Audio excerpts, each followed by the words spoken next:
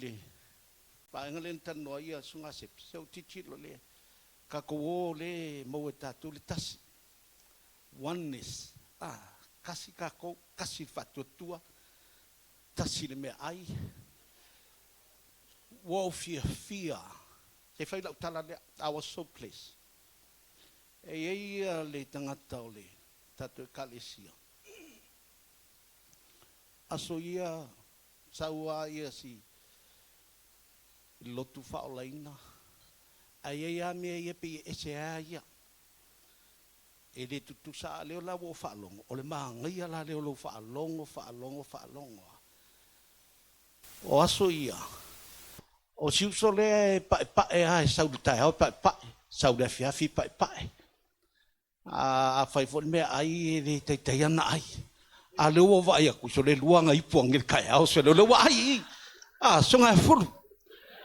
A le kaua la le mea lea. Oneness in faith.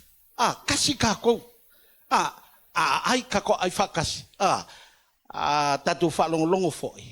So we can have one knowledge kakio. Tasia le loa tatu. Amen. Amas pati mo le sunga fulu. Sorry wa pau ye tau ia le toafa matai. Ai vi ia le tua. O le taua o le aoina i tatu. Ia. Ia upa masani tatu whalongo i whama ai lisi ua mea. We heard that last night. Fiti was sharing. Maanga ia mena. Amen. E le whama ia tangata le ke siano tātou. Ai luita wina tātou i o langa o tangata e tātou te iloa e lea lofa i lea tua. Le whalaina. Ai mana ia whama ai o e le tangata le si uso. Amen. O le la fa umatu ia le o faftai a le wa uma le wa lena tu e uma la session file le lunch longo winga la fa si umi la kiki a ko le afo nga o le vaenga le ai temna i te away te moe mai bai e ia ile la unga lena fai dispa ia ai moe ele le ia la lo va tu le pe la ki fia moe ai o ke moe wai te moe lo e me tu pe ai moe uma ia le tatum tau tu le te oil mena langa le te uta o te o tupu nei ina fale vela velo oil tau ole we are still in qualities of leadership pole o fa te inga le lei qualities ia bo ko ki kilonga ingo o va ia soli e ila isi kem fo le ia isi qualities peling qualities le lei amen ai ke kamo fai e fa o ngai ko kongo le kalesia but o le mele ka kaunga o i tatou. E le ngata na utanoana lai tusi i le i Abrahamo. As I said before, o le kangaka peia o e maa.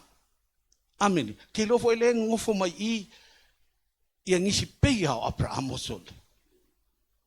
Amen. Na tano ma le fatua seva mai ona vai vainga i na iei po na whale tonu e lua ia mea sa ta ua nela. Ia, au ke longa lai whiorola pila monga lupo kako. Sorry, baku ase fulu mangkupu ia whale kongo kako. Ai esuia tatu ele tua. So the next person I want to look at it il tau nei o le apostolo Paulo, Apostle Paul's leadership. Mo moko ni tam tau pasutasi fai po mo moe o le lua. Yo tau whaoa ia mai a te au, pe o au ia keriso, le au soi, o te vivi atu ia te au tau, ina o tau manatua mai au i mea uma, ma o tau tau mau i o putu o pei ona o tu ina tua ia te au tau. Ba upu mua nai, upu mua alfa ipuna. Ia, pai mua whamole. Ia o tau whaoa o mai ia te au, pe o au ia keriso. O lena tātou whalongolongo na la. There's no other leadership e kukusama leadership o Yesu. Whapea kau ke o Yesu e singa. Because o Yesu foi la. E le aingi o ngā weaknesses nga iai. Nothing. All perfect. Wa sekia. And I believe o le mea ngā ka uai lo tātou whateitai. Ai ongo kako kanga kaola. E la kai mi fo e fisasia I kako. Ai e mawhai o ngalu I kau kako. Imitate, makala Paulo, imitate me as I imitate Christ. O whakrisio ko lua ang ngiri kai au. Vai, whailo ofu I ilanga po. Ale la whakai kai whailo ofu ilang ngei la. Imitate. Amene. E ki whakai kai. O le kalala lea Paulo. O quality isi alenga whai mai Paulo. A walenga I ilanga po. O sa whai mai Sam. Lenga leo fuma leo whak. Te ila kai au. Ke whakai kai au. Amene. Vai. Ma ngai alo whakai kai les kanga ka o lelei. Qualities. E ei mea e whi whakai kai kanga kai aki oe. Leo alua leo whate tai I le sunga fulu e tau mawha I wharsa. Ma ngai ha. Amene. Amene. Amene. Ia ei loa. Whamanakala Paulo. Imitate me. Just as I imitate Christ. Whakai kai mai a te. Kalanga Paulo. Whamai Paulo. I au tau whatei tai mai. Whapei o na au whatei tai ia Keriso. Nothing else. Amene. Mga iar whakai kai au ko kangaka ia ki oe. Langa ngai ke imitating. Ia Yesu. O mea ngai ke whaia. O mea I te loha o le whinangalo le tua. Qualities. High quality. The standard. O le great wa eia. Amene. Paul could say these words in honesty. Ke loe o le kala lea Paulo. Pi whoninga mai whole le pi whamaurunga Paulo malanga kala. But o longa loko lea. Because I believe Paul qualified to say these words. Ke loe a whapea ke loa ngai ke whaia mea e whingalo ia Yesu. You're qualified to say something. Amen. Lenga whalongo ngit kaya. Ma ngaia e ke launga aku, e ke kaukala aku. Alai ke whaia. Amen. Ai masau aku kaukala ai le se sabari. Ia. Pia o la kiki fo le. Amen. Paul, I believe, is honesty. Alonga honestly, meaning for my Paul, imitate me as I imitate Christ. Because he was transformed by God. Ole melenga leo kikilei. Paul, ole kangakanga transform ngasuia longo langa. From a sinner to the saint. Ole kangaka sauma ile ngasala. I aveo le kali ole tua from sinner. Kako suia mai kako, we've been transformed. Mai le ngasala. I uta to will find ole tua. Paul is one of them. From the enemy of God to a child of God. Mai langalunga ke long masang ka ko fa long ay ngalunga le kamalo sa fai.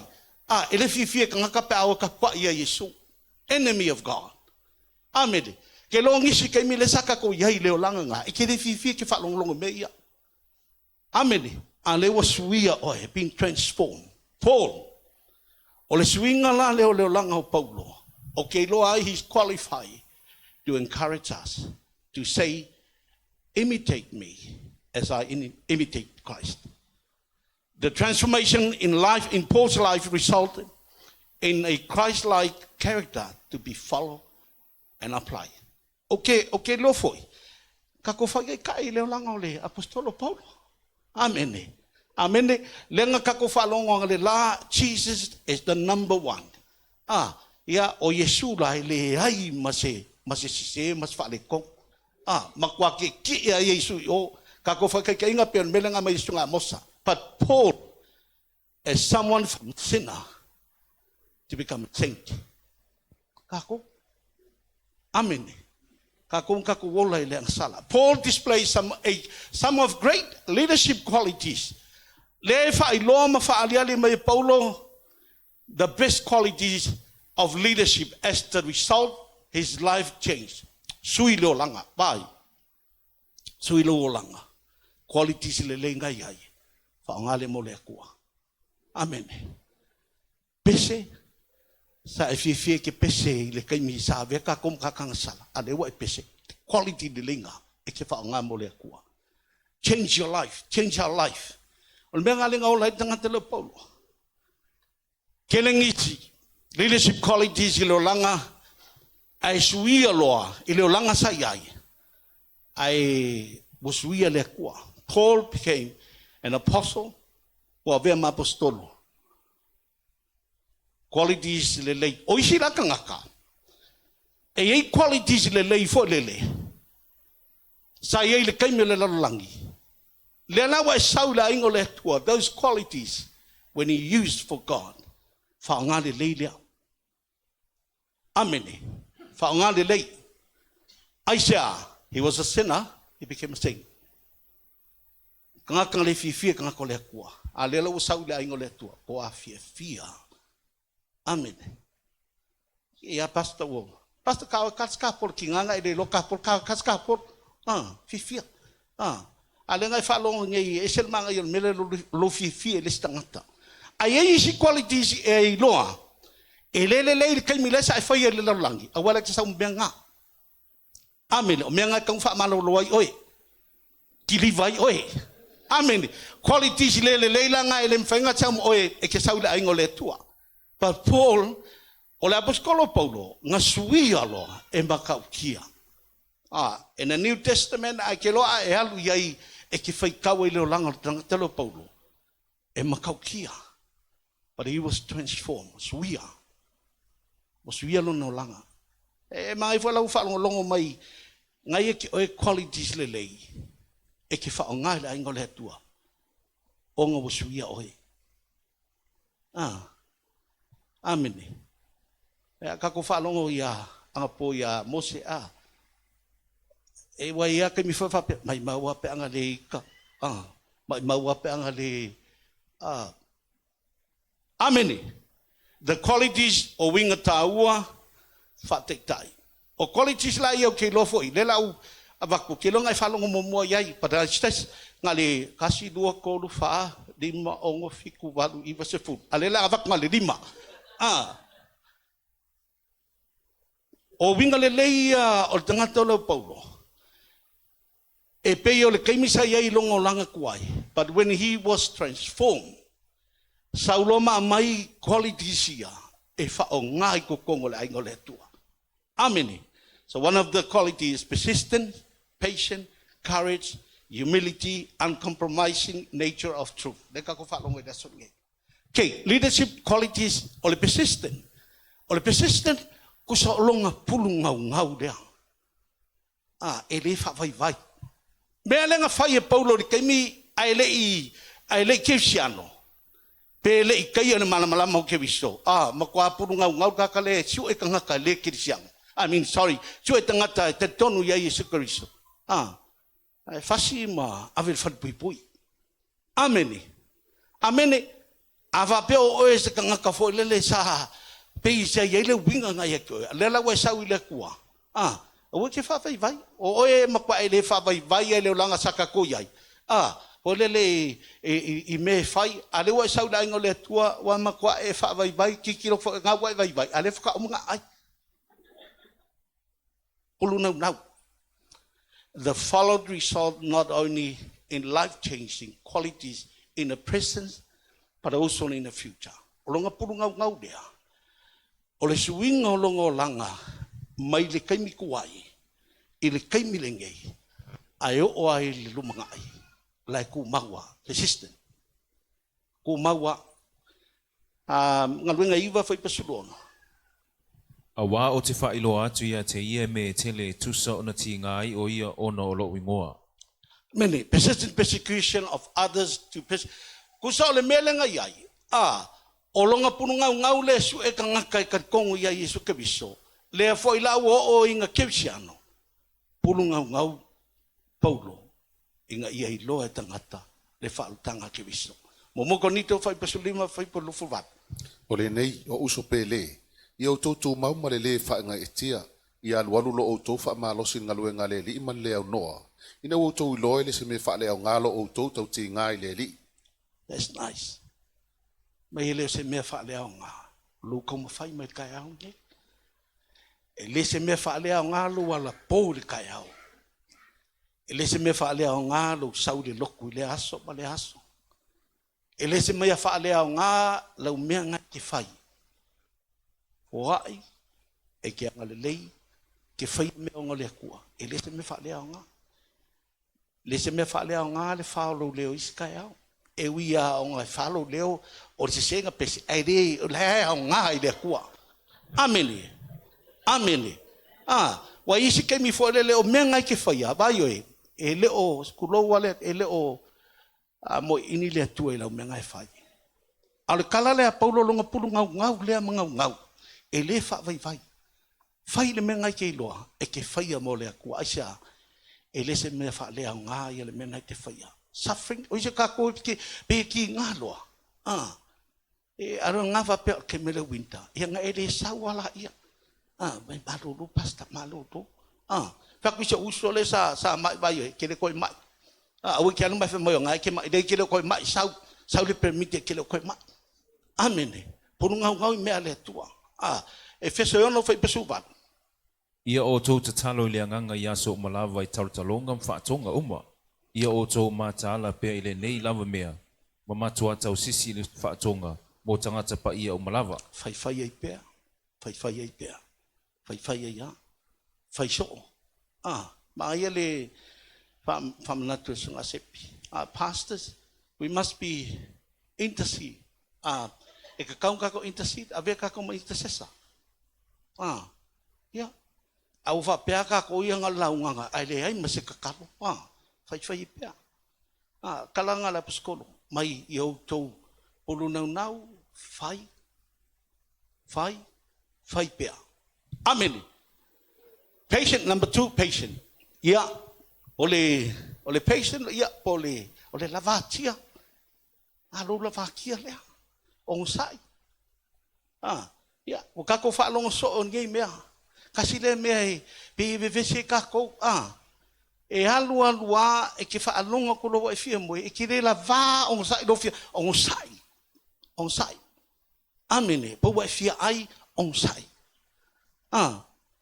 amene Paul demonstrate this quality patience through his preparation for ministry in many years of ministry and his imprisonment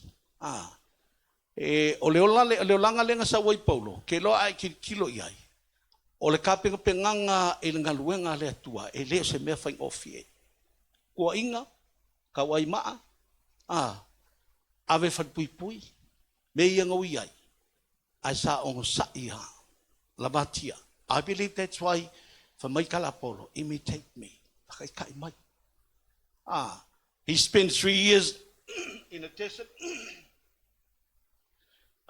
before undertaking the call of evangelism, teacher, and ministry.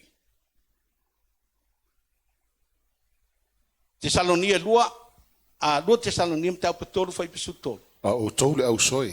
Au ana i o tau whaavai le a mio le lei. Mene. E o ala mio le lei. Au ke whaavai ai. Amen. Me le lenga ke whaia. Au ke whaavai fai. O sai fai. Amen.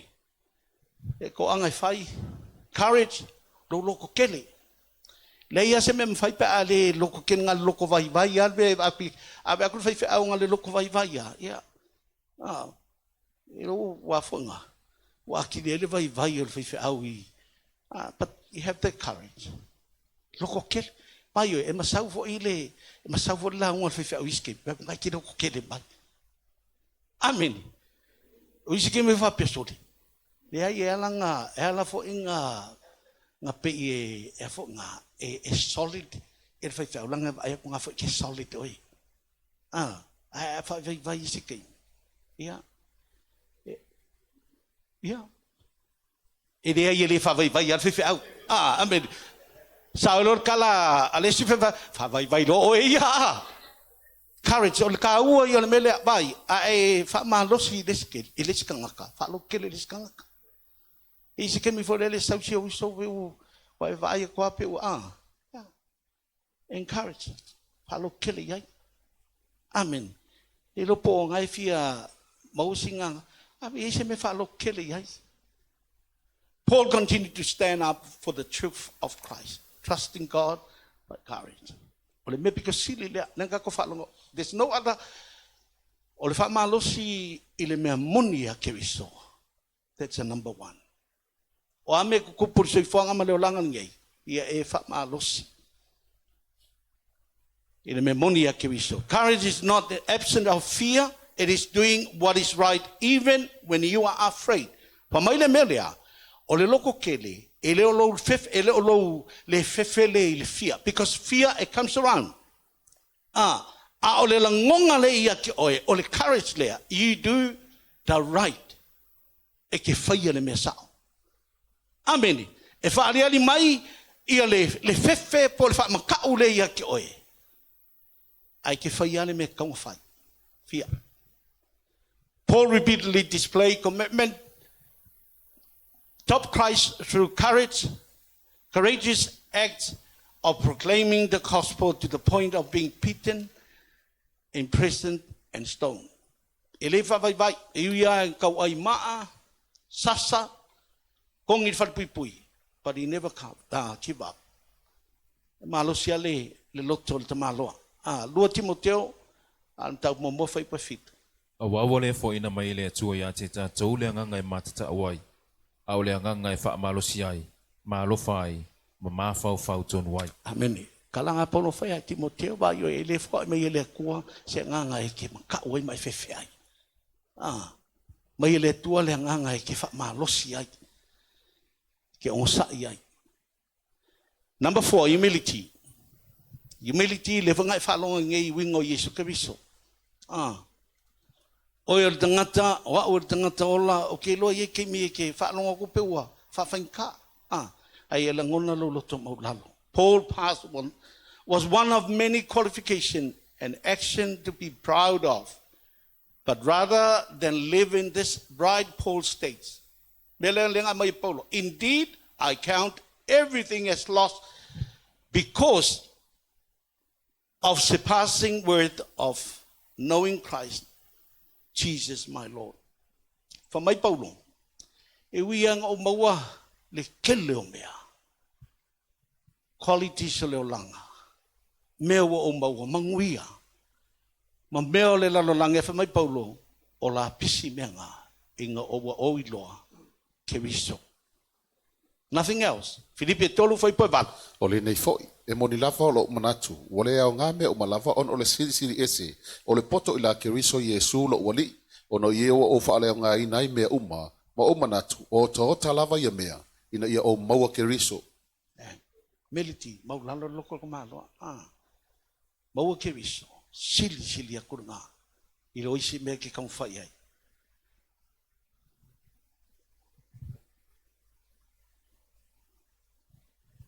For his sake I have suffered of the loss of all things and count them as rubbish in order that I may gain Christ.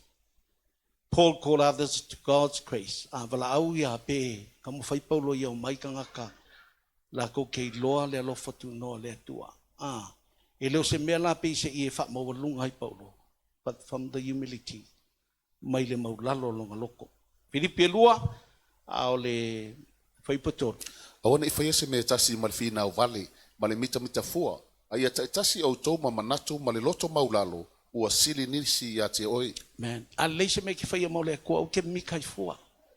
That quality that you have. Amen. Me mangai ngā quality le lenga ki au ke mikai. Amen. Lang whamarikala Apollo, ia manatu sili a ele skangaka ia ki oi. Me ua wako ele atua me ke le leiai. E wha manguia ai le skangaka. Ai le se me ke mikai, kako ke mikai. Amen.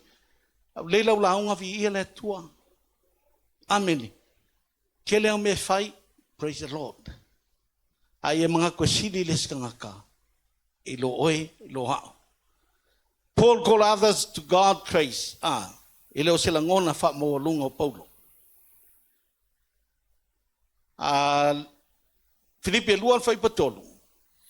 Awana i whaia se me tasi ma le whina o vale, ma le mita fua, a ia tasi au tau ma manatu ma le loto maulalo, ua sili nisi ia te ia.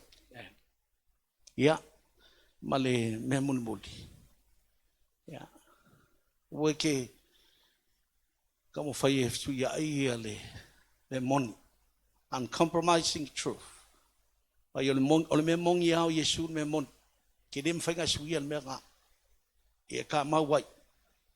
To mauli me moni, Paul will not have the truth. Compromise. And the cause of Christ endangers by weak church members who have into social pressure. Kilo isi kaimi. E kam fai compromise me ale kua. O me o sau leo langa ma tui whangar kaimi ngai. No. Le ma fai ngā suia lau po le kua isisi mea. Amene. Paulo ele mfai ngā compromise Paulo. Pe e ise po a kam fai folele pe wa ngofa ma sui wa ku ese me fole sui fa vai vai ngi mfai ngā follow. O le truth fa, o le truth. Amene. Amene. Ava pe fai ngā kanga follow pe le truth le kua. Amene. A ewe ke kamo fai folele pe i tai lu. Pe ke kamo fai folele fai. Amene. Ele suia le mea moni le atua. Paul urged Christians not to negate truth out of care, but rather to speak the truth in love. It is what for Yesu. Amen.